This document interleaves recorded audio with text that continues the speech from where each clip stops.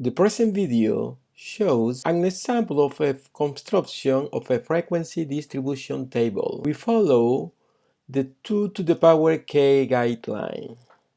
The problem is the following. You have the following data. So they give us a data set and they ask me to construct a frequency distribution for this data using the 2 to the power k guideline. And we are going to use that to determine the number of classes to use. There is another question, B. Develop the relative frequency distribution using the classes you constructed in part B. C. Develop the cumulative frequency distribution and accumulated relative frequency distribution using the classes you constructed in part A. And finally, D. Develop a histogram based on the frequency distribution you constructed in part A. This problem is taken from the book Business Statistics. It's in the 2017 edition. Okay, let's start the solution of this problem.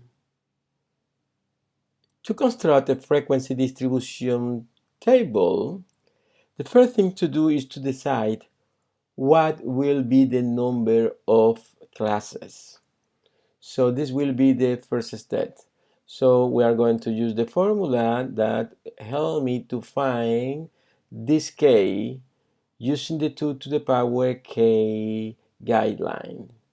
Okay, so remember the formula is k equal ln of the total number of data. I'm using a small n because we are using now a sample.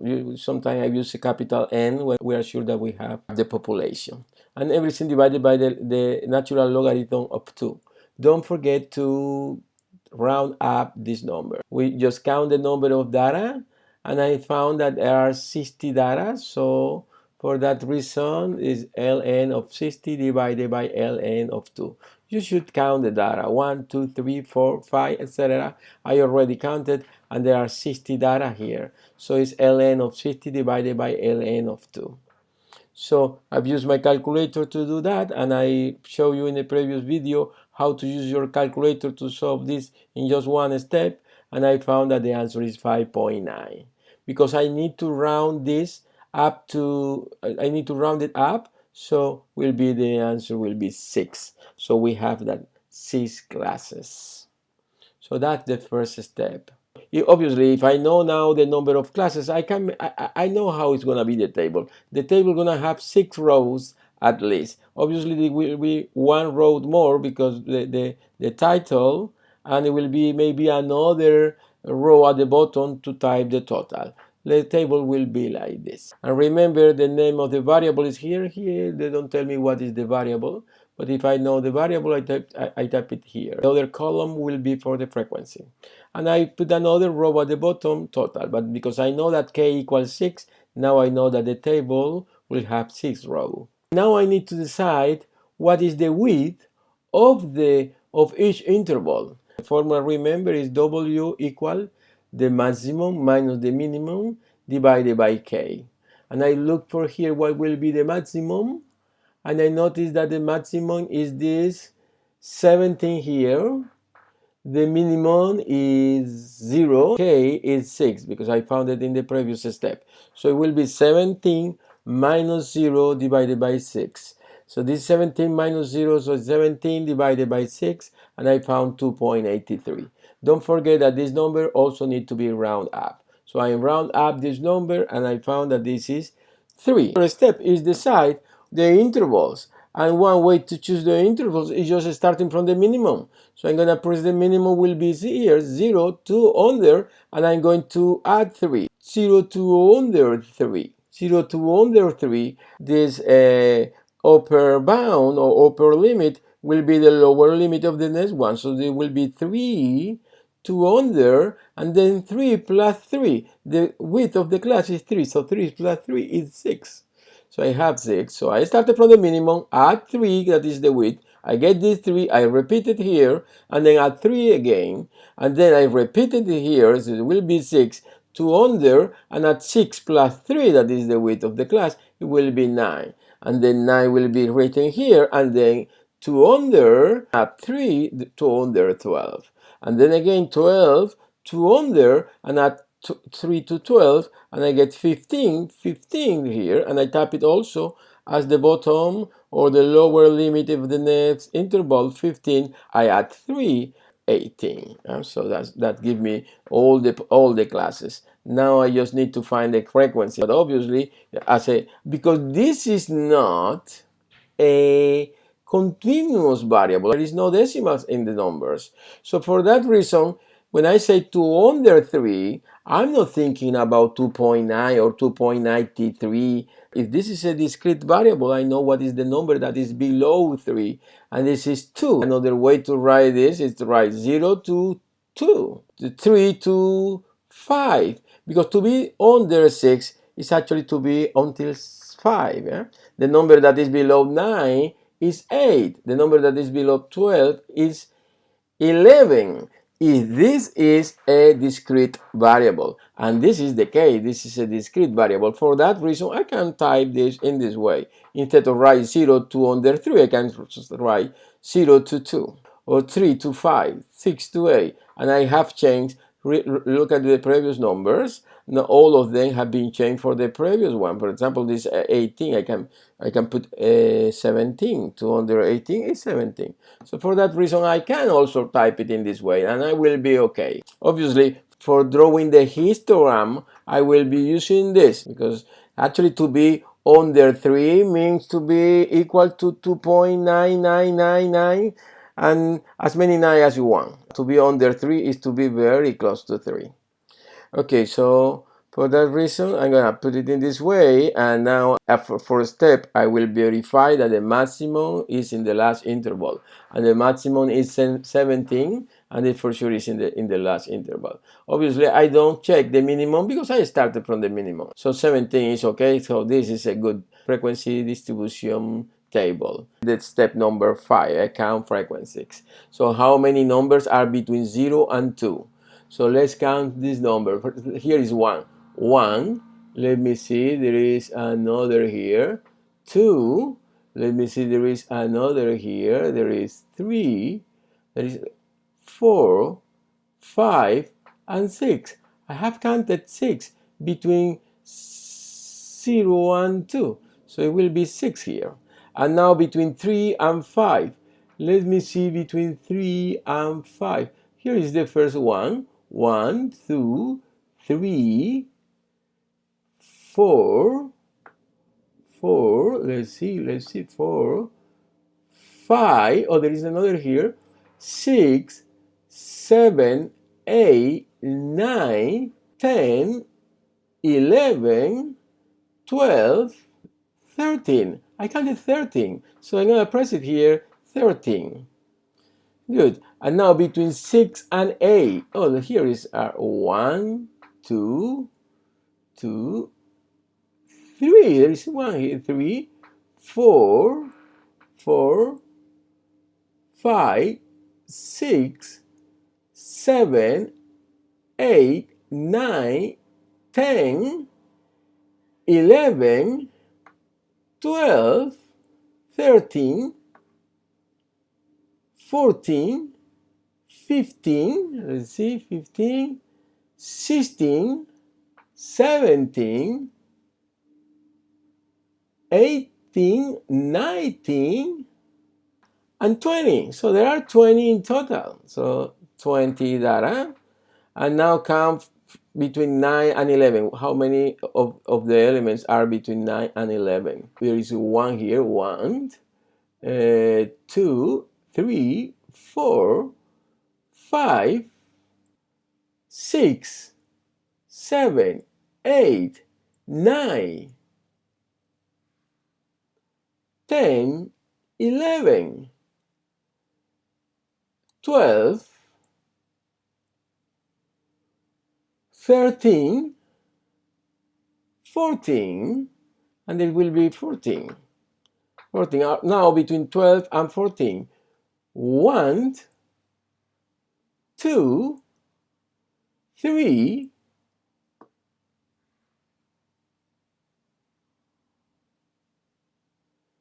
4, 5. I counted 5. And finally, between 15 and 17. There is one here, 1. And let me see, and there is another one here, and 2. So this is 2. Just to check if we did it good. So let's add together all these numbers, and the answer must be 60. So 6 plus 13 plus 20 plus 14 plus 5 plus 2. And exactly it's 60. So we have a good frequency distribution. So this will be the solution for question A. Now focus in the second question. Develop a relative frequency distribution. So using what we have done so far. So we have this frequency distribution table, and to make a relative frequency distribution, what I'm going to do is another column. So let's make another column that displays the relative frequency. The formula of the relative frequency, remember, is the frequency divided by the total number of elements in the sample. For every class, the relative frequency will be the frequency divided by 60. So because in this case, n equals 60. So for example, for the first class will be 6 divided by 60. So 6 divided by 60, use your calculator, is 0.1. So 0.1, I'm going to round to 3 decimals, so I'm writing 3 decimals here. 13 divided by 60 will be 0.217. Now 20 for the third class, 20 divided by 60. 20 divided by 60 will be 0.333, etc. So let's write with 3 decimals. For the fourth class, we have 14 is the frequency, will be 14 divided by 60, and it will be 0.233. 5 divided by 60 will be 0.083. And finally, for the last class, will be 2 divided by 60, and it will be 0.033. If you add together all these numbers, the answer will be 1, obviously. It will be the 100%. Here, because they're rounded, so maybe we were close to 0.999, but we know that adding together, if we have all the numbers without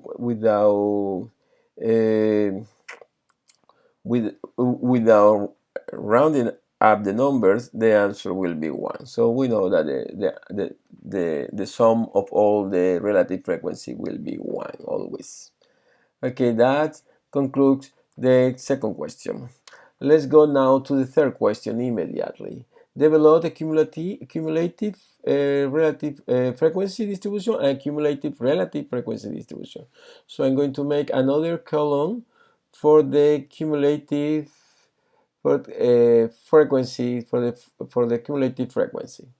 And remember, the cumulative frequency is actually the total number of value that is lower than the upper bound, than the upper limit of the interval.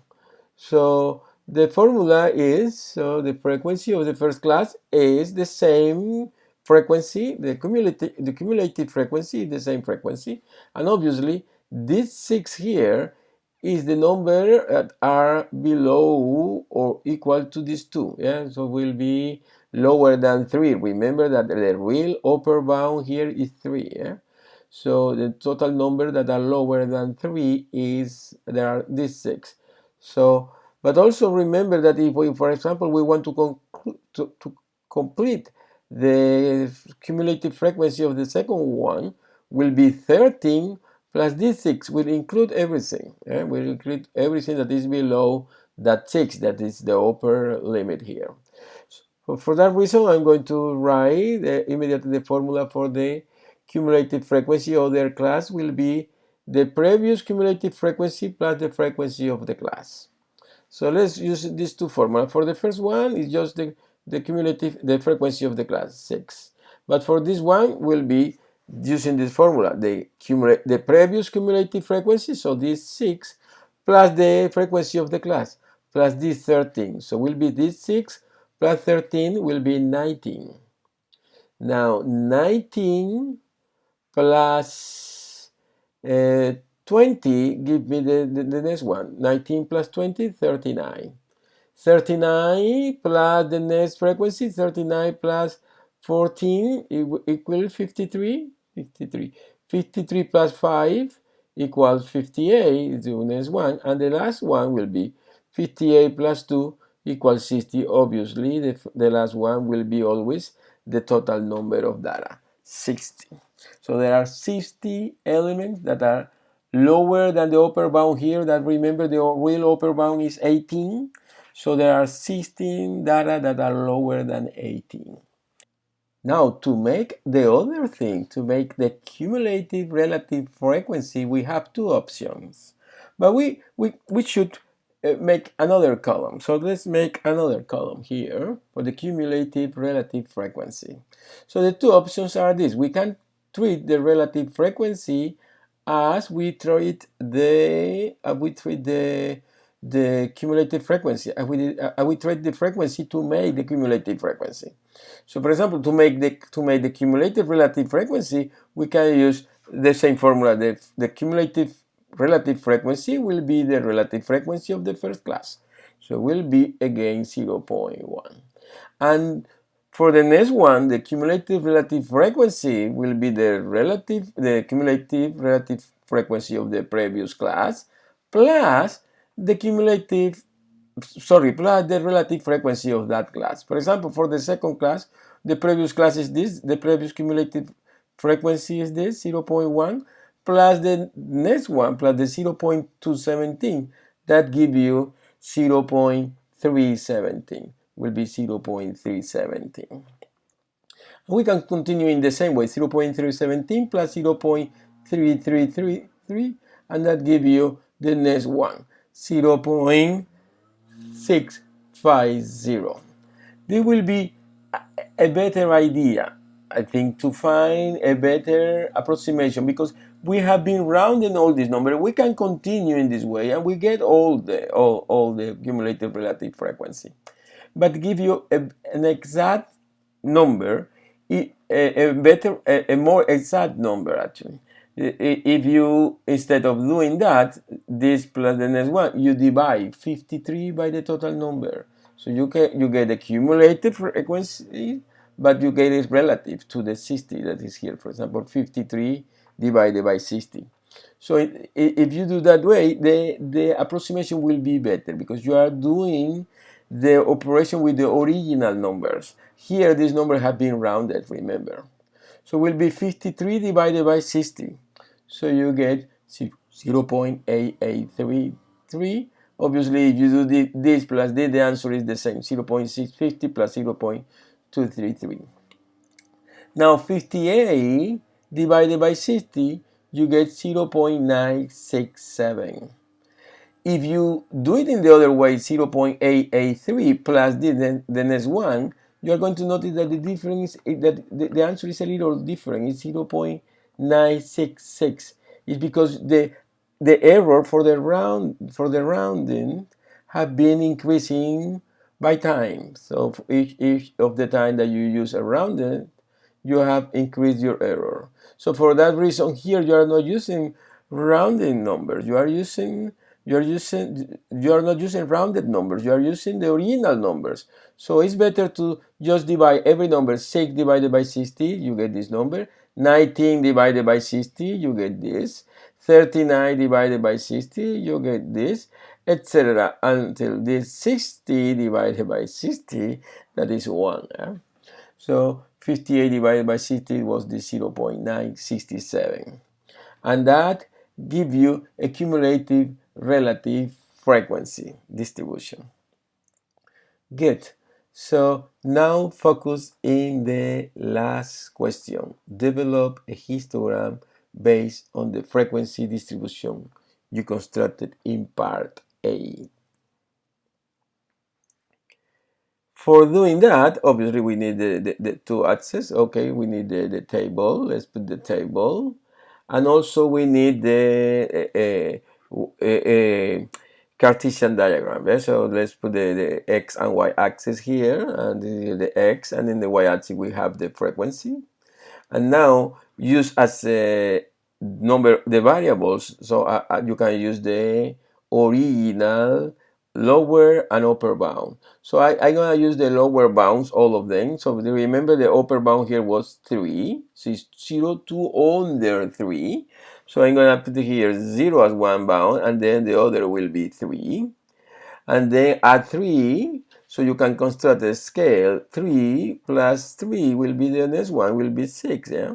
So 6 plus the other one will be 9, plus 3 will be 12, plus 3 will be 15, plus 3 will be 18. So that give you all the real limits that you have from the beginning, remember. And now for the first one, you can construct a scale here, because I noticed that the biggest number will be 20, so the number can be until the biggest number here, 20, the frequencies. So it will be this 0, and then here I'm gonna put 5, then here this one will be 10, 15, and 20. So you construct a scale for the y-axis, that is the frequency. And now from 0 to 3 you are going to construct a rectangle whose height will be 6, will be a little bigger than this 5. Let's construct this rectangle. So will be this the first rectangle. The second rectangle, the height of the second rectangle is 13. You construct another rectangle whose height is 13. Let's do it that way, from 3 to 6.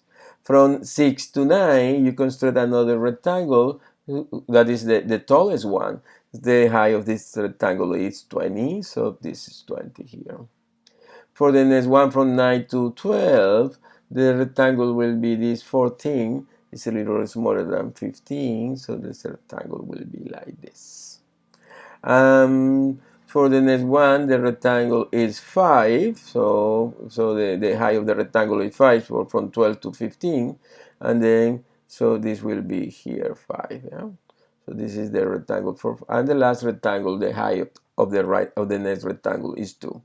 It's very short rectangle here at the end, and that is the histogram.